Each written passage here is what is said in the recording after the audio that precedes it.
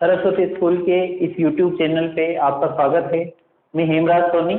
आज आपको मैं इस वीडियो के अंतर्गत भाजकता के नियम के बारे में समझाऊंगा, जो कि कक्षा 6, 7, 8, 9, 10 तक के स्टूडेंटों के लिए और उसके आगे वाले स्टूडेंटों के लिए, यानी ये सामान्य जानकारी है कि किसी संख्या में 2, 3 या 5 या 7 का भाग जाता है या नहीं जाता है, वो देखने का एक तरीका है। तो आप सभी को ये सीखना चाहिए। इसके तो आज अपन इसमें 2 की भाजकता का नियम, 3 की भाजकता का नियम, 4, 5, 6, 7, 8, 9, 10, 11 और 13 की भाजकता के नियम सीखेंगे। थोड़ा ध्यान से देखना। 2, 3, 4, 5, 6, 7, 8, 9, 10, 11 और 13 की भाजकता की नियम अपन ये समझेंगे। सबसे पहले अपन समझते हैं 2 की भाजकता का नियम।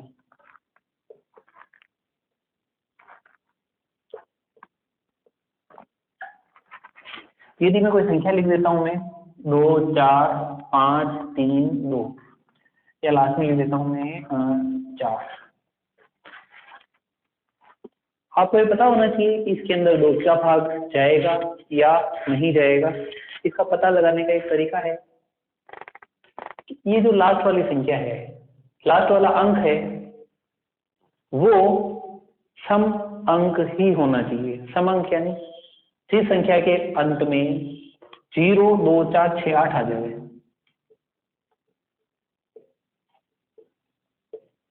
उस संख्या में 2 का पूरा पूरा भाग जाएगा। परंतु जिस संख्या के अंत में 1, 3, 5, 7, 9 आवे, उसमें 2 का भाग नहीं जाएगा पूरा पूरा। जैसे मैं कह दूं 233, इसमें 2 का भाग जाएगा या नहीं जाएगा? नहीं, क्योंकि इसके लास्ट में 5 आ रहा है, अंत में 5 आ रहा है, यानी इकाई जो अंक है वो 5 है, तो इसमें 2 का भाग नहीं जाएगा। अगर मैं कह दूं 246, इसमें 2 का भाग जाएगा नहीं जाएगा? 100% जाएगा, क्योंकि लास्ट में 6 आ रहा है। तो ये 2 की भाजकता का नियम है। एक बार और मैं समझा देता हूं। जिस संख्या के अंत में 0, 2, 4, 6, 8 आवे, उसमें 2 का भाग पूरा पूरा जाएगा। ये आपके 2 की भाजकता का नियम है। अब अपन समझते हैं 3 की भाजकता का नियम। देखिए,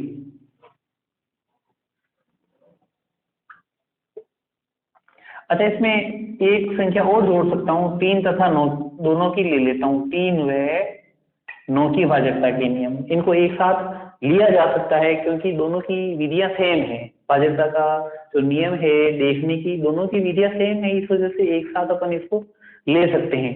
देखिए, मैं एक उदाहरण लेके बताता हूं। मैं 2, 4, 6, 3, 2, मैं कहूं इसमें 3 का भाग जाता है या नहीं जाता है, या 9 का भाग जाता है या नहीं जाता है।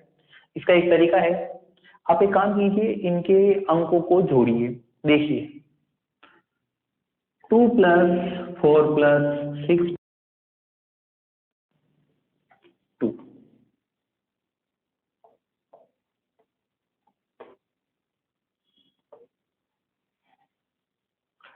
आपको ये करना है कि संख्याओं के जितने भी अंक हैं सभी को प्लस करना है, और प्लस करने पर जो संख्या आ रही है उसमें 3 का भाग जावे, अर्थात 3 के पहाड़े में जावे, तो समझ लेना इस संख्या में 3 का भाग जाएगा। 9 के तो समझ लेना इस संख्या में 9 का भाग जाएगा। दोनों के पहाड़े में आता है तो समझ लेना इन संख्या में दोनों का भाग जाएगा। जैसे कि जोड़ने पर 17 आ रहा है। अब जो 17 है, ना तो 3 के पहाड़े में आता है, ना 9 के पहाड़े में आता है। इसका मतलब इस संख्या में 3 तथा 9 दोनों का भाग नहीं जाएगा। एक एग्जांपल और लेते हैं। 2, 5, 7, 1। मैं आपको कहूं कि इसमें 2 का भाग जा रहा है, नहीं जा रहा? 2 का। आप ये कहेंगे नहीं, क्योंकि लास्ट वाला अंक 1 आ रहा है, यानी 2 का भाग नहीं जाता है। अच्छा, 3 का भाग जाता नहीं जाता है? अंकों को जोड़िए, मनी मन जोड़ के देखिए। 2 और 5 7, 7 और 7 14, 14 और 1 15, यानी इन अंकों को जोड़ने पर 15 आ रहा है। यानी इस संख्या में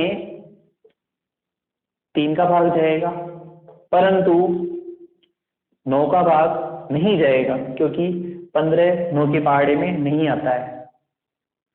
अच्छा, एक उदाहरण और ले लीजिए, 6 5 7। इसमें किन किन संख्याओं का भाग जाता है?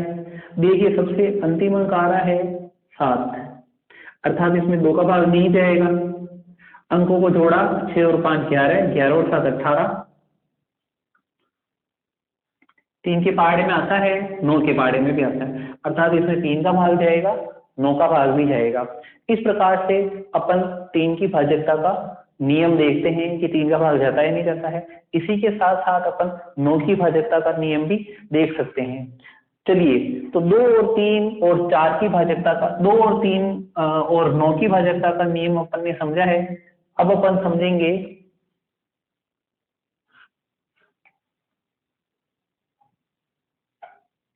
4 की भाज्यता का नियम। बहुत सिंपल है। 4 की भाज्यता का नियम क्या कहता है? तो देखिए, एक संख्या ले लेते हैं, 2 3 4 5। अपने को पता लगाना है कि इसमें 4 का भाग जाएगा या नहीं जाएगा। आपको कुछ नहीं करना है, ये जो लास्ट वाले 2 अंक हैं, इसमें 4 का भाग देके देख लीजिए। अगर इन दोनों अंकों में 4 का भाग चला गया तो समझ लीजिए पूरी संख्या में 4 का भाग जाएगा। जैसे 45 है, ये 45, इसमें भाग दिया 4 का, 4 एकम 4, कुछ नहीं रहा, 4 एकम 4, यानी पूरा पूरा नहीं जा रहा है। पूरा पूरा कब जाता है? जब शेषफल 0 आता है। इसका मतलब इस संख्या में 4 का भाग नहीं जाएगा। आप चाहें तो इससे बड़ी संख्या भी लेके देख सकते हैं, उसमें भी इस नियम को अपन सार्थक करके देखते हैं। 2 4 5 3 2 7 8 2, या 3 यहाँ लिख देते हैं 4। अब ये इतनी बड़ी संख्या है, इसमें 4 का भाग जाएगा नहीं जाएगा? आपको कुछ नहीं करना है, लास्ट के दोनों अंकों को एक बार नजर डालिए और 4 का भाग देके देखिए, पूरा पूरा चला गया। इसका मतलब इस पूरी संख्या में 4 का भाग जाएगा। उम्मीद है 4 की भाज्यता का नियम आपको समझ में आया होगा। तो बच्चों, अब अपन सीखेंगे 5 की भाज्यता का नियम, जो तो बहुत सिंपल है।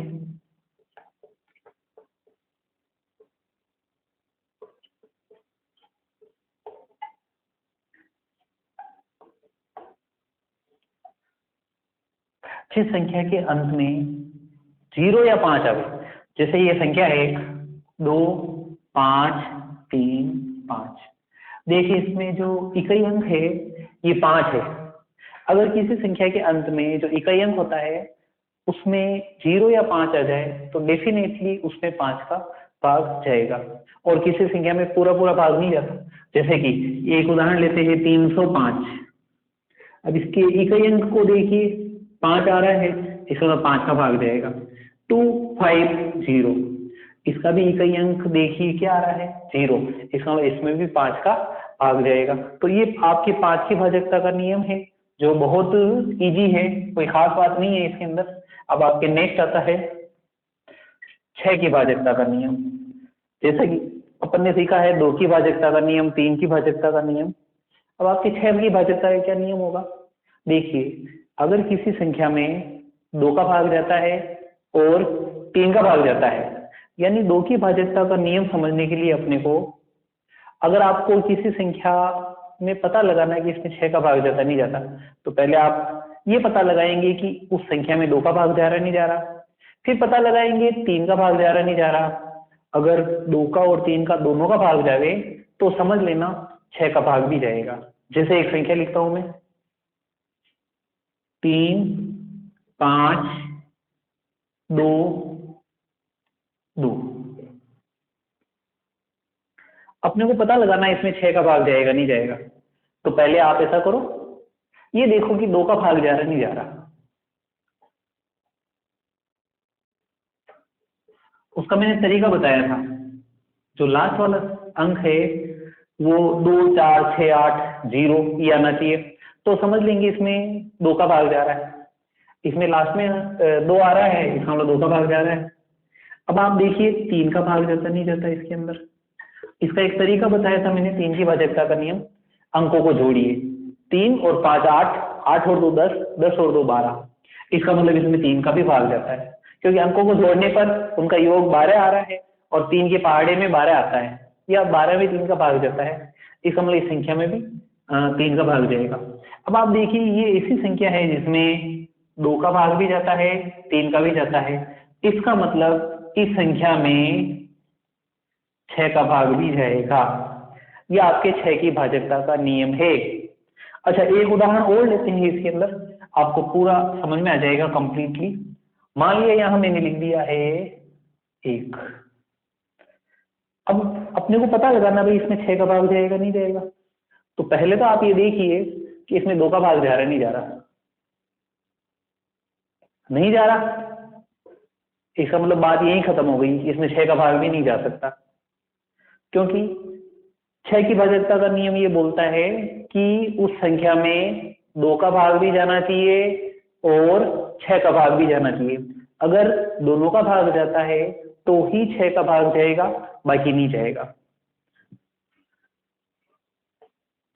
अब आपके नेक्स्ट आता है 7 की भाजकता का नियम। अच्छा, इसमें मैं एक और ले लेता हूं, 7 तथा 13, दोनों का नियम समझ लेते हैं। दोनों का एक ही है तरीका, इस वजह से दोनों का समझ लेते हैं। जैसे कोई मैंने संख्या लिखी 2 3 4 5 6। अब आपको पता लगाना है कि इसमें 7 का भाग जाता है या नहीं जाता है, या फिर 13 का भाग जाता नहीं जाता। दोनों को पता लगाने का एक ही तरीका है। पहले आप क्या करेंगे, अंतिम 3 अंक ले लेंगे, उसमें से बचे हुए अंकों को माइनस कर देंगे। 6 में से 3 घटाया 3, 5 में से 2 घटाया 3 4। और अब इसमें आप अगर 7 की भाजकता का नियम देखना चाहते तो 7 का भाग दे दो, 13 की भाजकता का नियम देखना चाहते हैं तो 13 का भाग दे दो। मैं 7 का बता रहा हूं। मैं अपने को पता लगाना इस संख्या में 7 का भाग जाता है नहीं जाता है, बिना भाग दिए। बिना भाग दिए नहीं, इस पूरी संख्या में भाग नहीं देना है, पता लगाना है 7 की भाजकता का नियम। क्या किया मैंने, अंतिम 3 अंक, उसमें से बचे हुए अंकों को माइनस किया, ये आ गए, कॉलम बनाया, 7 का भाग दे रहे हैं, 7 छंग 42, 1 बच गया, आगे संख्या उतारी 3, 7 एकम 7, 6 बच गए। अब भाग नहीं जाता, अर्थात ये जो बचे हुए अंक है इसके अंदर माइनस करने पर 7 का भाग दे रहे, पूरा पूरा नहीं जा रहा। इसका मतलब इस संख्या में 7 का भाग नहीं जाएगा। वैसे मैं बता दूं कि ये जो 7 की भाजकता का नियम है, ये तरीका जो है, इस तरीके को अप्लाई करने के लिए टाइम चाहिए। इसे तो अच्छा है आप 7 का भाग एक बार देके देख लीजिए, अपने आप पता चल जाएगा, इसी टाइम में हो जाएगा। वैसे भाजकता के नियम अपन क्यों समझते हैं, क्योंकि देखते ही पता चल जाएगा इसमें भाग जाएगा नहीं जाएगा। क्योंकि ये विधि तब काम आती है जब आप अभाज्य गुणनखंड करेंगे, उस वक्त आप जो कोई क्वेश्चन आया देखते ही समझ जाएंगे कि इसमें भाग जाता नहीं जाता। जैसे कि आपको गुणनखंड करने हैं 224 का। अब इसके अभाज्य गुणनखंड करने तो पहले आप 2 का भाग देंगे, तो डायरेक्ट 2 का भाग देंगे, जाएगा तब देंगे ना। तो इसमें यहाँ देख लिया कि भाई 4 आ रहा, 2 का भाग जाएगा। अब वापस 2 का भाग नहीं जा रहा है, जा रहा, देख लीजिए, यहाँ देखा कि 2 है तो 2 का भाग वापस जाएगा। 2 पंजा 10, 2 छंग 12। फिर एक बार और देख लिया, 2 का भाग चला गया, फिर वापस देख लिया, 2 का भाग गया, फिर वापस देख लिया, 2 का भाग गया। और 7 तो 7 में तो 7 का डिवाइड होता ही होता है। अर्थात जब अपन ऐसे अभाज्य गुणनखंड करते हैं उस वक्त ये जो भाजकता के नियम है ये बहुत काम आते हैं। भाजकता के नियम अभाज्य गुणनखंड के अंदर, तभी मैंने आपको बताया था कि जो 10th क्लास का जो मैं लेसन नंबर 2 लूंगा, उसको पढ़ने से पहले आप ये भाजकता के नियम समझ लेना, संख्याओं के बारे में समझ लेना, शांत अशांत दशमलव प्रसार क्या है उनके बारे में समझ लेना, थोड़ा ठीक रहेगा।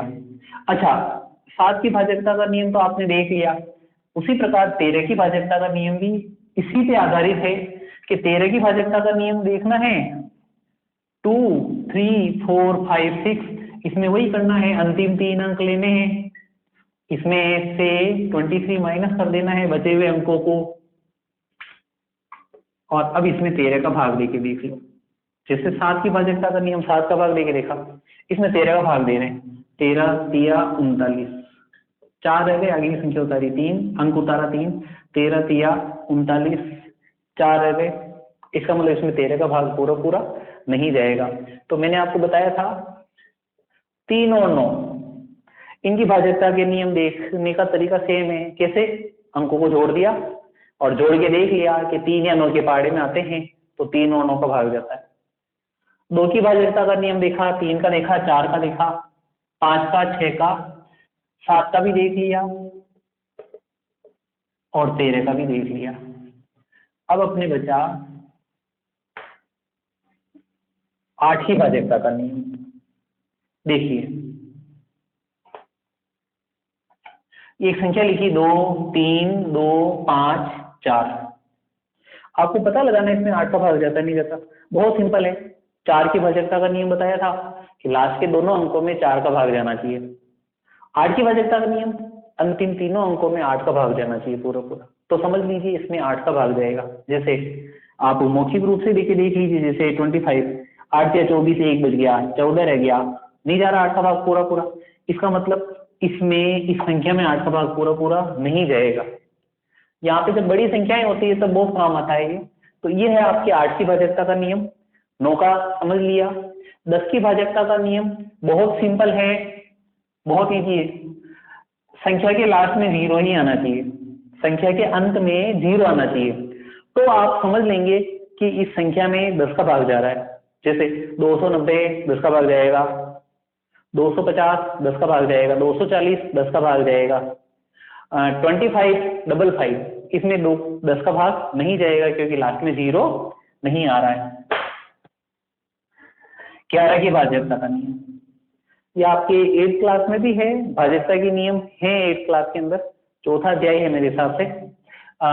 11 की भाजकता का नियम थोड़ा ध्यान से देखना, बड़ी संख्या लिखता हूं मैं। इसमें आपके 11 भाग जा रहे हैं 11।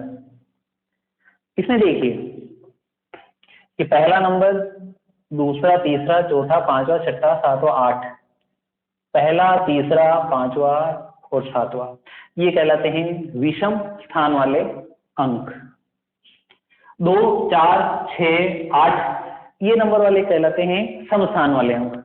अपने को करना क्या है, विषम स्थान वाले अंकों को सम स्थान वाले अंकों में से माइनस करना है, या सम स्थान वाले अंकों को विषम स्थान वाले अंकों में से माइनस करना है।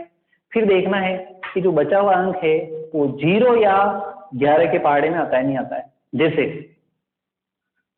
पहले अपन देखते हैं विषम स्थान वाले अंक।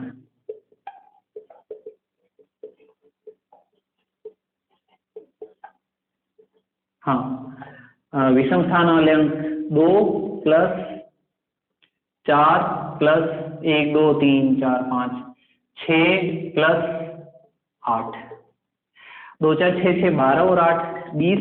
अब अपन लिखेंगे सम स्थान वाले अंक।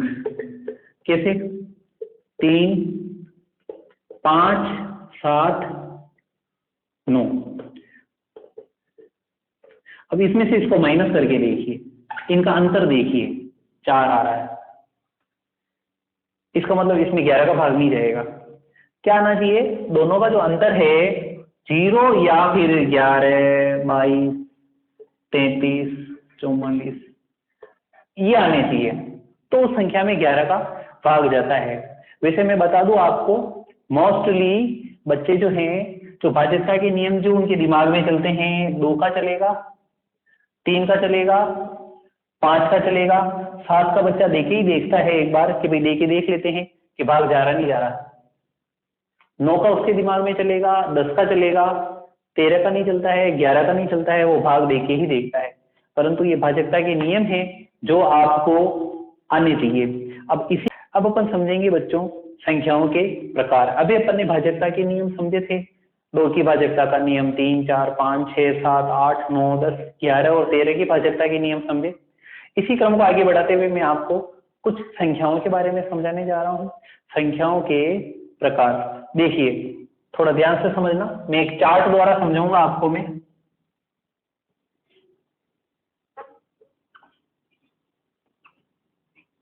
प्राकृत संख्याएं,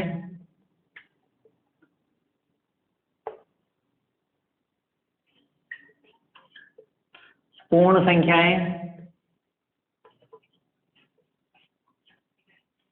पूर्णांक,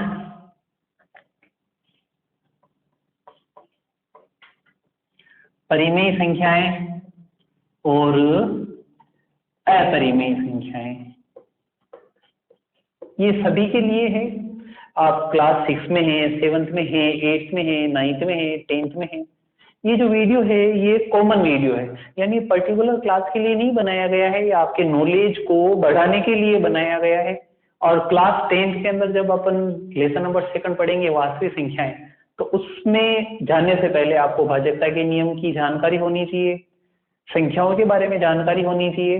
तो देखिए, सबसे पहले प्राकृत संख्याएं आपको पता ही होगा, और नहीं पता तो समझ लीजिए कि जो संख्याएं 1 से स्टार्ट होती है, 1 2 3 4 5 एंड सो ऑन, 5 का एंड सो ऑन यानी 5 6 7 8, ऐसी संख्याएं जो 1 से शुरू होकर अनंत तक चले, उनको बोलते हैं प्राकृत संख्याएं, नेचुरल नंबर्स।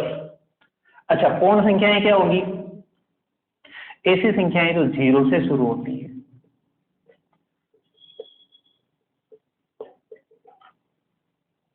जीरो से शुरू होकर अनंत तक चले, इसका मतलब प्राकृत और पूर्ण संख्या में कितना अंतर है? 0 का। 0 जुड़ जाता है तो पूर्ण संख्याएं हो जाएगी, और 0 हट गया तो इनको आप प्राकृत संख्याओं के रूप में लिखेंगे। इसका मतलब ये है कि 0 एक पूर्ण संख्या है, पर 0 प्राकृत संख्या नहीं है। 1 2 पूर्ण संख्या है, पर प्राकृत संख्या भी है। अर्थात 1 2 3 4 5, 1 2 3 4 5 और आगे आने वाली संख्याएं प्राकृत संख्याओं के अंतर्गत भी आती है, पूर्ण संख्याओं के अंतर्गत भी आती है, परंतु 0 जो है वो पूर्ण संख्या होगी, प्राकृत संख्या नहीं होगी। चलिए आगे देखते हैं पूर्णांक।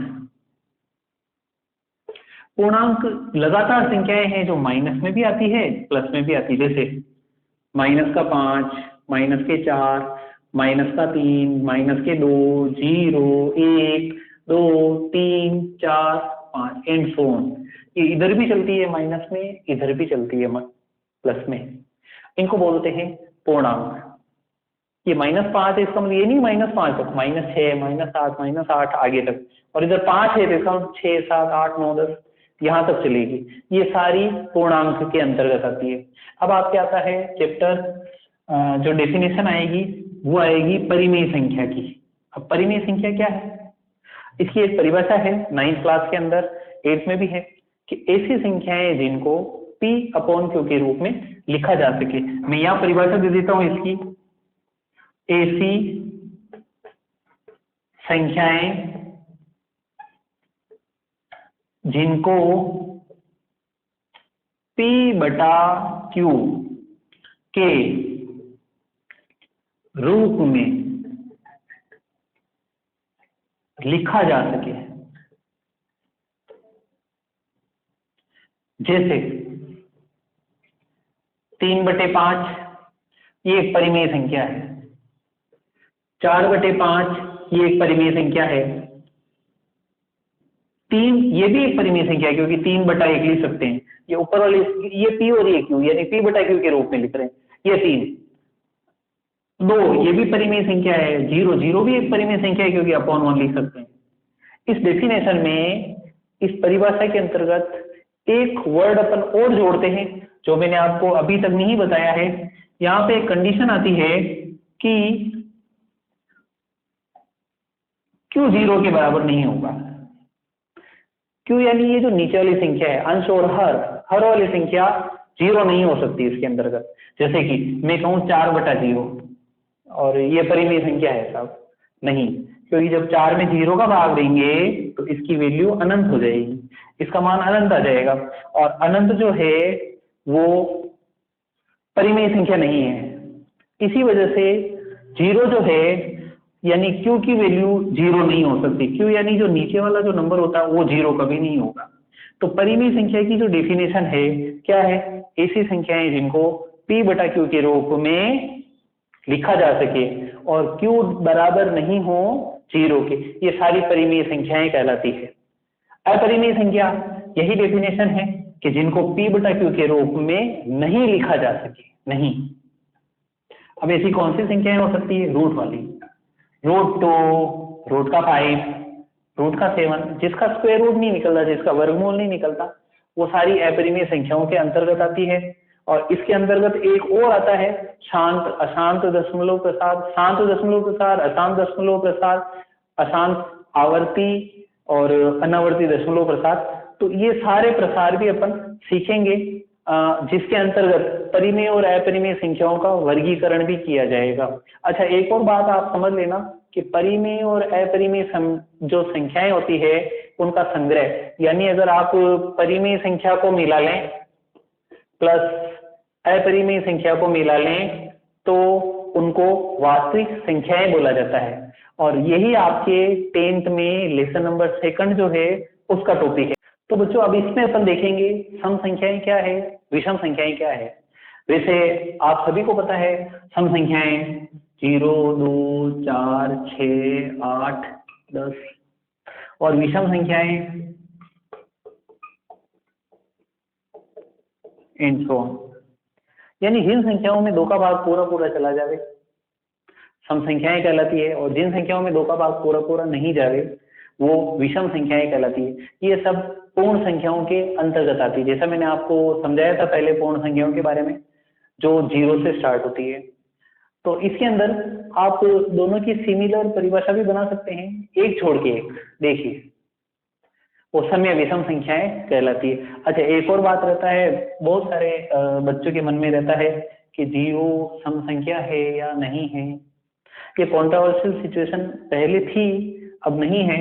0 एक सम संख्या है और 0 को सम संख्या के अंतर्गत अपने को मान के चलना है, लेके चलना है।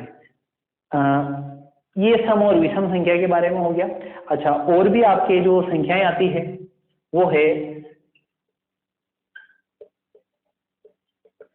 अभाज्य संख्याएं। अभाज्य संख्याएं क्या है वो देखिए, आपने पढ़ी होगी डेफिनेशंस।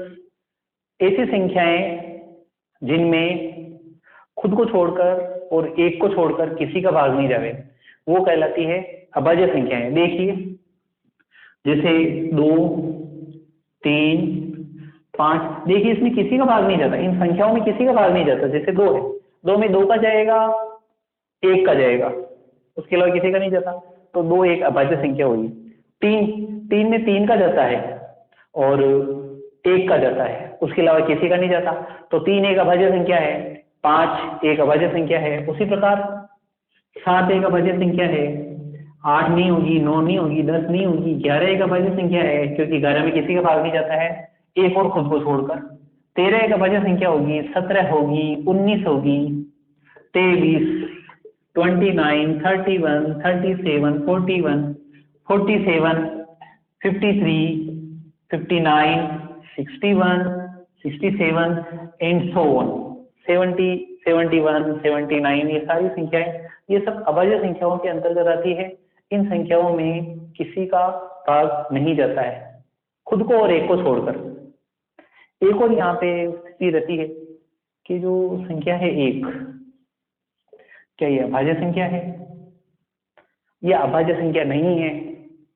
देखिए, एक अभाज्य संख्या नहीं है, इसका भी एक कारण है जो मैं बताता हूँ, आपको समझाता हूँ। ये सारी अभाज्य संख्याएं हैं, इनको देखना हो तो एक बार वीडियो को रिवाइंड कर देना। एक अभाज्य संख्या लिख रहा हूं मैं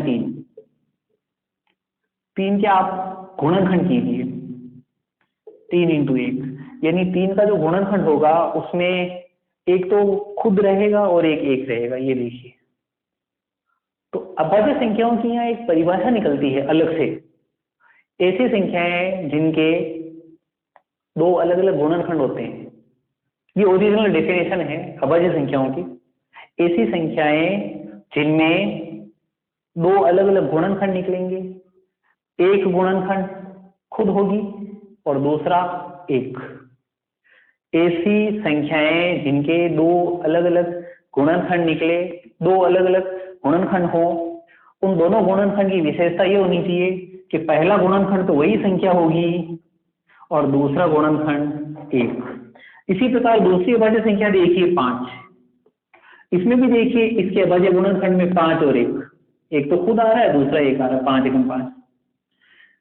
अच्छा, और भी हो सकता है, जैसे 7 है तो इसके हो रहे हैं 7 × 1, परंतु जहां बात एक की आ जाती है तो इसके दो अलग अलग गुणनखंड होते ही नहीं, 1 × 1, 1 × 1 मीन्स एक हो गया ये। तो इसके दो अलग अलग गुणनखंड नहीं निकलते हैं तो एक को अभाज्य संख्या नहीं माना गया। ये आपकी अभाज्य संख्याओं के बारे में है। अच्छा, उसके बाद आता है भाज्य संख्याओं के बारे में। भाज्य संख्या की बहुत नॉर्मल डेफिनेशन है कि खुद के अलावा और एक के अलावा अन्य किसी संख्या का भाग चला जाए, जैसे कि 4, 6, 8, 9, 10, 12, बहुत सारी है कंपोजिट नंबर। देखिए 4 में जो 4 के जो गुणनखंड हो रहे हैं 2 × 2, एक को भी लिख सकते हो।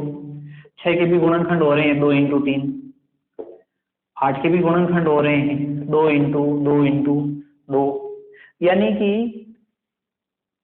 नॉर्मल वे में आप समझना चाहते हो तो ये है कि भाज्य संख्या ऐसी संख्याएं होती है जिनमें खुद के अलावा अन्य किसी संख्या का भी भाग चला जाए। जैसे 10 है तो 10 में 10 का भाग जाता है, पर उसके अलावा 2 का भी चला गया, 5 का भी चला गया। ये सारी भाज्य संख्याएं हैं। तो उम्मीद है ये वीडियो आपको पसंद आया होगा। इस वीडियो के अंतर्गत अपने कुछ भाज्यता के नियम समझे और संख्याओं के प्रकार समझे। ये क्लास 6, 7, 8, 9, 10 कोई सा भी बच्चा हो, अगर आपके ये बेस इसका जो है संख्याओं के बारे में अगर नॉलेज नहीं है तो इस वीडियो को देखिए और पसंद आए तो आप लाइक कीजिए, सब्सक्राइब कीजिए। बहुत बहुत थैंक यू।